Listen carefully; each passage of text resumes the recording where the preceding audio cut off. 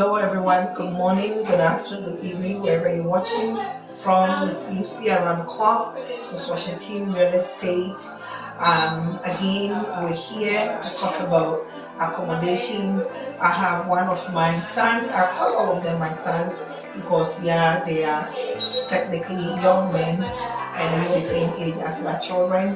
Today we have Elvis here that has agreed again to share his view and take on accommodation issues. So let's go to Elvis without me talking so much. I want to ask Elvis a few questions to share how the whole thing went down for him.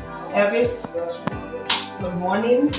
Nice to see you again. I like the smile on your face. That looks like everything is going okay. Elvis, thank you for the honoring today for this interview. Please, how was it entering into Canada, and how long did it take you to find a place? Where did you go before you came to this beautiful location? That's fine. The place is indeed very beautiful. I'm in love with the place. Thank you. Sure.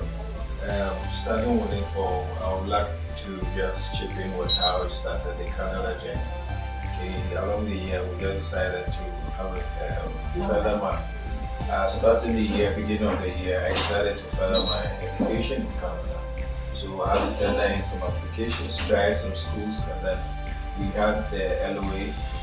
Once I had the LOA, I had to do the visa application. We had the necessary documents, and then we tendered the visa. And then fortunately for me, I had a visa in. So it was now a dream country for me to move to Canada to further my education. Yes. So moving to Canada, I had to do some one or two arrangements. But what I left out was accommodation. It was a serious problem. Upon my arrival, I came to Canada early. It was in the hours of 9 a.m.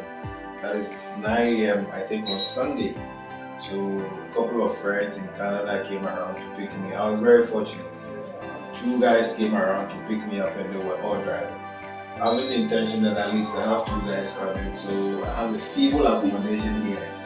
I'm going to enjoy a feeble accommodation for some time before I get a place for myself. But it was a different story all around.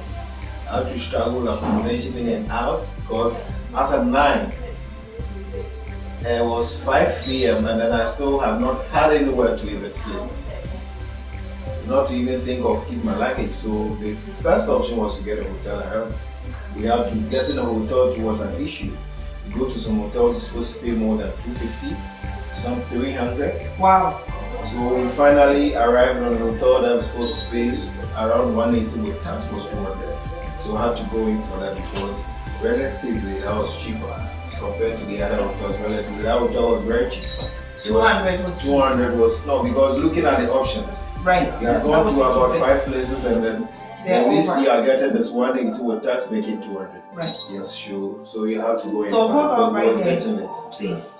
So that is where, guys, I come in, we come in. I work with a lot of real estate agents. We do this together to make sure we accommodate those of our students who are coming from Ghana, Nigeria, wherever, as long as you guys are able to get hold of us. Do not wait till last minute, or do not wait till you get to the country. It can be very costly.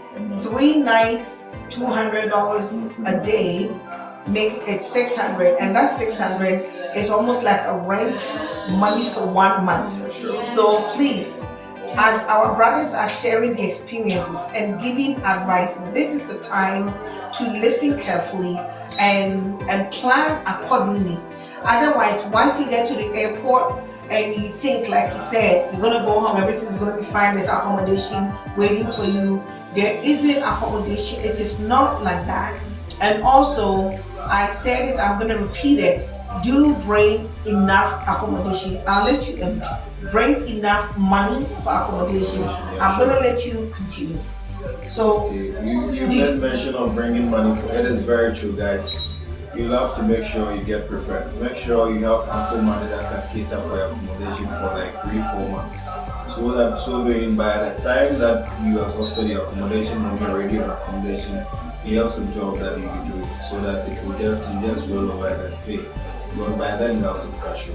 So you've been here for a while. Yeah, I mean, I've been sorry here to cut it, for a but while, you've been here for. Have you got a job or has any job? I'm still not employed. So I'm waiting like more than a month, like a month and 2 weeks. and you still haven't got a job. Yes. And so, guys, I've said it again, and I'm glad he's saying it here.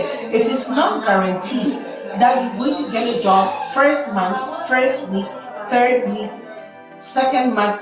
There's no guarantees when you're going to get a job.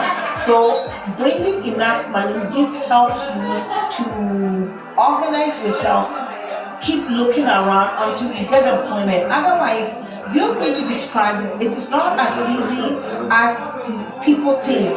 Yeah. So, you know what? I just wanted to talk. It will save you getting above money, getting money to pay for accommodation upfront. It will save you the mental stress, the emotional stress.